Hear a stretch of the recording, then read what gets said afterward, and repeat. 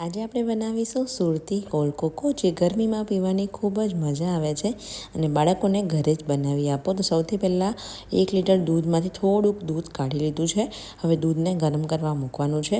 હવે જે ઠંડુ દૂધ છે એની અંદર 2 ચમચી કોર્નફ્લોર અને 4 ચમચી આપણે કોકો પાવડર એડ કરવાનો છે. કોર્નફ્લોર ના હોય તો કસ્ટર્ડ પાવડર લઈ શકો છો. સરસ સ્લરી થઈ ગઈ છે.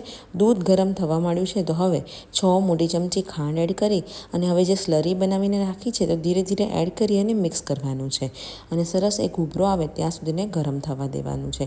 એટલે આપણો આ કોલ્ડ કોકો તૈયાર છે. ઠંડો થશે એટલે હજુ આ થીક થશે તો એને ઠંડો થઈ જાય ત્યારે આ રીતે ગાળી લેવાનો છે, જેથી જે પણ કચરો હોય કોકો પાવડરનો તે ઉપર આવી જાય અને એકદમ સ્મૂધ આપણું ટેક્સચર આવી જાય. ફ્રીજમાં ઠંડુ કરી લીધું છે એટલે આપણો આ કોકો તૈયાર થઈ ગયો છે. એકદમ સરસ બરફના ટુકડા સાથે તમારે ઠંડો ઠંડો કોકો સર્વ કરવાનો છે.